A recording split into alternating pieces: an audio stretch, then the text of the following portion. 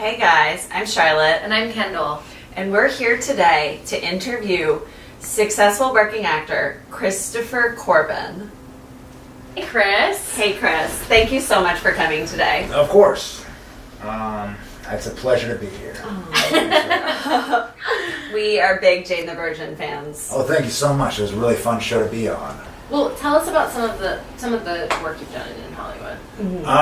Well, my parents are both actors, so I've been working at it most of my life. Had some success with it in my early 30s and been doing it for the past 5 years. Done a few shows and I've been really lucky to be in Hollywood. I guess our first specific Jane the Virgin question would be, there were a lot of really amazing, powerful women working on that show. Yeah, Gina, great people. And how did you, as a male actor, assert your authority and dominance over them? How did you make sure they knew that you were really dominant over them? As like a male, Despite that. Well, I don't need dominance to feel safe. Well, let me rephrase. yeah. So, in our experience with men, it's important for men to feel powerful in order to be functional. Or to show up. And do a job. Yeah. So, like, for example, like, you get on set, Gina is obviously a huge, beautiful, incredible, brilliant star. Of course. Star. Now, do you feel, like, obviously you feel diminished massively, and your masculinity is probably in question because of that. Yes. So, in what way did you physically attack her? Did you verbally attack her? Did you push her to the ground in order to just remind her of how you are physically dominant over her? You see what I'm. Let me stop you right Does there. The most I've done with Gina is said, "Hey, thanks for having me on this show. It's amazing." Oh, But wait, what I'm sorry. when you said that, was it like, yeah, thanks for having me on the show? your show. It was amazing. No, it's more like, "Hey, thank you so much for having me on this show. This has been so amazing." That was more of the tone of it. Same thing with Jenny Snyder, the creator of it.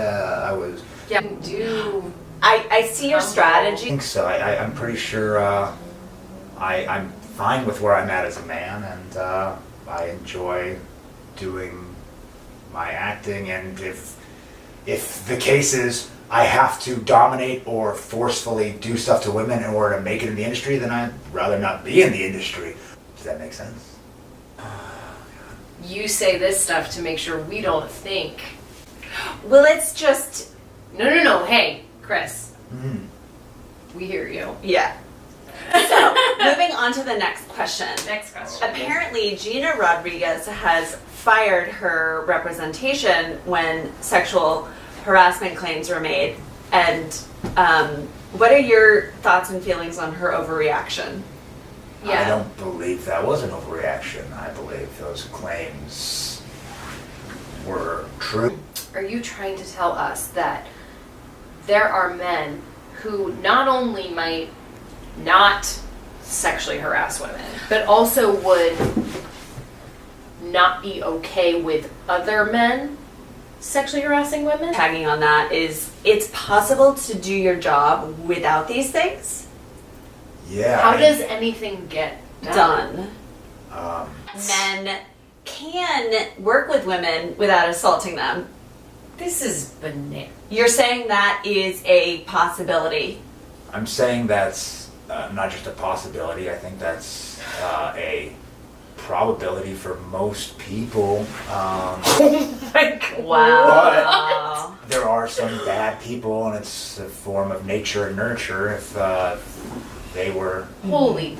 So I think those people who do those bad things either had something happen to them early on, maybe, and or they were brought up a certain way. Like, we know about that. Yeah. Like, it's really just like everything. Are there really that many men out there? Everything I know about the world, like, woo! That don't know this? Is that you? Yeah. Do you go to like an MRA meetup? MRA? What's that? MRA, men's rights activists. They talk about how like women are tricking men into having kids in order to extract money from men. Yeah. Like, women are basically so men have needs and women are extortionists. So I mean, you don't go to I've never heard of those meetings. you're but not those in any guys of sound the there's like Reddit.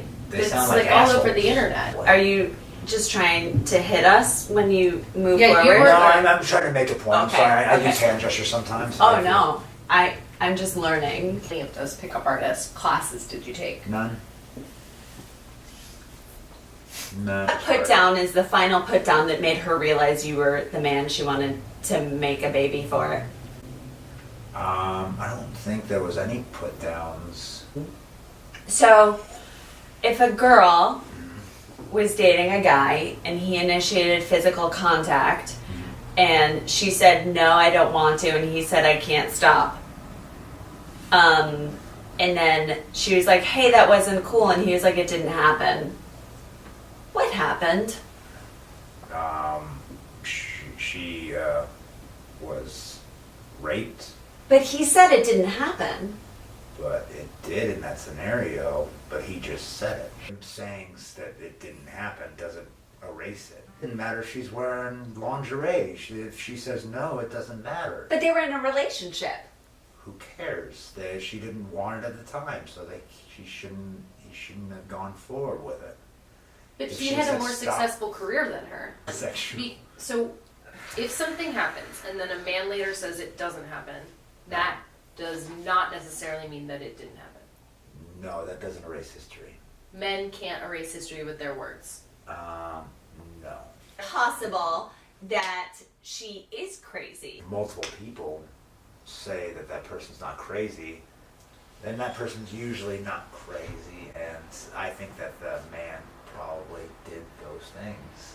Like, what about, like, we can just declare someone crazy and, like, that's okay, It's like right? citizen's arrest, like citizen's therapy diagnosis. I don't think it's right to label anybody crazy. And This is what I am. Just I need to, a like, minute. Yeah. go through generations, and I think my mom's experience too, is no, we haven't had to rape anybody to get to where we are in Hollywood. I hope there are Yeah. more people with this perspective. Well, we're gonna find out. Good. Guys, I think I was raped.